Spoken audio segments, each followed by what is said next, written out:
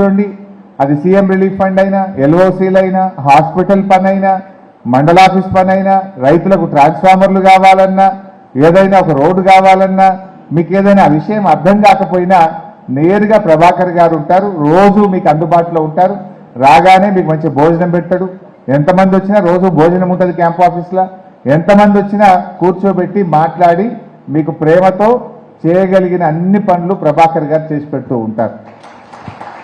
వారంకు 2-3 రోజులు నేను మీతో పాటు ఇక్కడే ఉంటా. కొంచెం రాష్ట్ర స్థాయిలో పార్టీ పని చేయాలి కదా. నేను కూడా పెద్దసార్కు కేసీఆర్కు నేను కూడా కొంత భుజం ఆనిచ్చి నిలబడాలన్నా వద్దా? నేను మళ్ళీ మన ప్రభుత్వం తెచ్చుకోవాలన్నా వద్దా? సో అందువల్ల కొంత పార్టీ పని చేసుకున్నా తప్పకుండా వారంకు 2 రోజులు 3 రోజులు వచ్చి నేను మీకు కూడా అందుబాటులో ఉంటా. సర్పంచులు ఉప సర్పంచులు ఒక వాట్సాప్ గ్రూప్ పెట్టుకున్నాం మనందరం. నేను కూడా ఉన్నా అందులో. నేను రేపు వచ్చేది ఉంటే ఇవాళనే మీకు మెసేజ్ వస్తుంది. రేపు సార్ వస్తుంది సిద్దిపేటకు, నా ప్రోగ్రామ్ ఈ మండలం చిన్నకోడూరు పొద్దుగాల పోతాడు, మధ్యాహ్నం ఆఫీస్లో కూర్చుంటాడు అని మీకు మెసేజ్ వస్తుంది. మీకు మీ ఫోన్లో చూసుకుంటే నా ప్రోగ్రామ్ తెలుస్తుంది. చూసుకొని మీకు ఏదైనా నన్ను కలవాల్సిన పని ఉంటే, మీకు ఏదైనా అవసరం ఉంటే ఒట్టిగా రమ్మని అన్న, అవసరం ఉంటే రండి, కూర్చోండి. ప్రభాకర్తో కానటువంటి పని ఉంటే నా దృష్టికి తీసుకురండి. ఇంకా ఏదైనా అత్యవసరం ఉంటే, ఊర్లో ఎవరికైనా ఆపద పడ్డది, దావకాన్నో పోలీస్ స్టేషనో ఇంకేదన్నా మీతో కాని పని ఉంటే నాకు ఒక చిన్న మెసేజ్ పెట్టండి. తెలుగులో రాసినా సరే, ఇంగ్లీష్లో రాసినా సరే, 4 ముక్కలు పడేయండి. నేను ఏ మీటింగ్లో ఉన్నా ఆ పని చూసుకొని మళ్ళీ మీకు 5-10 నిమిషాల్లో ఫోన్ వస్తుంది మీకు. సో అట్లా ఏ అవసరం ఉన్నా నేను చేసి పెడతాను. చక్కగా ఒక కుటుంబం లాగా పనిచేద్దాం. మనం అందరం కూడా ఒక ఫ్యామిలీ. మీరు ఒక పదవిలో ఉన్నారు, నేను ఒక పదవిలో ఉన్నా. మరి ఇద్దరి బాధ్యత ఏంటి? మీరైనా నేనైనా ప్రజలకు సేవ చేయడమే మన బాధ్యత. మీకు మంచి పేరు రావాలి, నాకు మంచి పేరు రావాలి. మన ఇద్దరం కలిసి ప్రజలకు సేవ చేయాలి.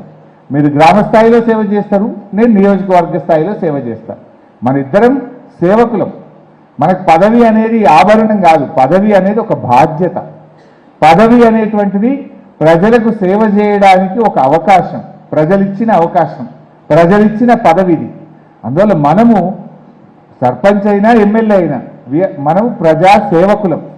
మనము అది ఎవరైనా సరే ప్రజలు సేవ చేయడానికి మనకి ఇచ్చిన అవకాశం, ఆ ప్రజలు ఇచ్చిన నమ్మకాన్ని మనం కాపాడుకోవాలి. ప్రజలకు మనం సేవ చేయాలి. ఎదిగితే ఒదగాలి. పదవి అనేటువంటిది బాధ్యతను పెంచుతుంది. గెలిచాం కదా అని మనం మాట మార్చొద్దు, బట్టలు మార్చొద్దు, మన విధానంలో మారొద్దు, మన పనితనంలో మార్పు రావద్దు. ఇంకింత సంయమనంతో ఇంకా ప్రేమగా మరింత ఓపికగా పనిచేద్దాం. కొన్ని అవుతాయి పనులు, కొన్ని లేట్ అవుతాయి, కొన్ని ఆలస్యం అవుతాయి. మీకు 5 ఏళ్ల పదవీ కాలం కదా, తొందర ఏమున్నది. ఇప్పుడు చేయగలిగిందల్లా చేస్తూ చేస్తూ బయలుదేరదాం. ఇంకో 2 ఏళ్ళు అయితే వచ్చేది బీఆర్ఎస్ గవర్నమెంటే కదా, మనమే కదా మళ్ళీ ఉండేది. ఏమన్నా మిగిలిపోయి ఉంటే లాస్ట్ 2-3 ఏళ్ళు దంచేద్దాం. అయిన కాడికి ఇప్పుడు చేద్దాం. ఇంకేదైనా మిగిలిపోయినవి ఉంటే చివరి 2-3 ఏళ్ళు దంచేద్దాం. మీరు ఉంటారు కదా, మీరు ఎక్కడ పోతారు? వచ్చేది బీఆర్ఎస్ గవర్నమెంటే. అందువల్ల మీరు ఎక్కడ కూడా ధైర్యం కోల్పోద్దు. ప్రజలకు కూడా మనం స్పష్టంగా చెప్పాలి, పరిస్థితిని వివరించాలి. ఇది ఇప్పుడు చేస్తా, ఇది మళ్ళీ ఏడాది చేస్తా, ఇది మళ్ళీ చేస్తా, మంచిగా వివరించి చెప్పండి. దయచేసి ఎక్కువ తక్కువ ఇబ్బందులు ఉంటాయి నాకు తెలుసు. గెలిచేదాకా ఒక ఖర్చు, గెలిచినాక తెల్లారికెళ్ళి అమ్మవారి విగ్రహం పెడుతున్నాం, లేకపోతే వినాయకుడి విగ్రహం పెడుతున్నాం, లేదంటే మన ఎల్లమ్మ తల్లి పండుగ ఉంది, బీరప్ప దేవుని జాతర ఉన్నది, పెద్దమ్మ తల్లికి బోనాలు తీస్తున్నాం, లేకపోతే పోషమ్మ తల్లి పండుగ ఉన్నదంటే చూసేది ఎవరికి చూస్తారు? ఊళ్ళే అర్జెంటుగా మీరు కనబడతారు. ఇది వరకేమో చేస్తాం అప్పుడు ఎలక్షన్ ముంగట. ఇప్పుడేమో అంటారు గెలిచినవు కదా. ఇప్పుడు మొన్నటిదాకా ముగ్గురు చేసారు, పోటీ చేస్తామనుకున్న ముగ్గురు సాయం చేశారు. ఇప్పుడు వాళ్ళు చల్లగా పడతారు, ఇక మీరు ఒక్కరే కనబడతారు. మొత్తం బరువు మీ మీదకే పడుతుంది. అది అట్లా ఖర్చు ఉంటుంది, మళ్ళీ ఇట్లా ఖర్చు ఉంటుంది. చాలా ఓపిక కావాలి, సంయమనం కావాలి. మన లిమిట్స్ మనం చూసుకొని జాగ్రత్తగా మనం పనిచేసుకోవాల్సినటువంటి అవసరం ఉంటుంది.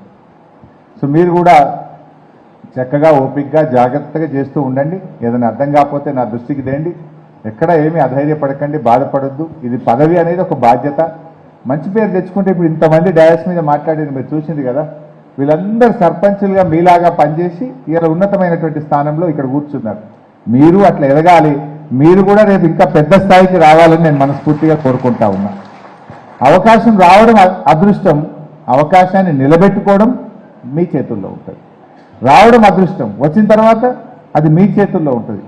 అన్నిటికంటే ముఖ్యం మన నాలుక, మన నోరును బాగా అదుపులో పెట్టుకోవాలి. ఇంకేదన్నా పోతే వస్తుంది కానీ నోట్ల నుంచి బయటకు పోయిన మాట మళ్ళీ వెనక్కి తీసుకోలేము.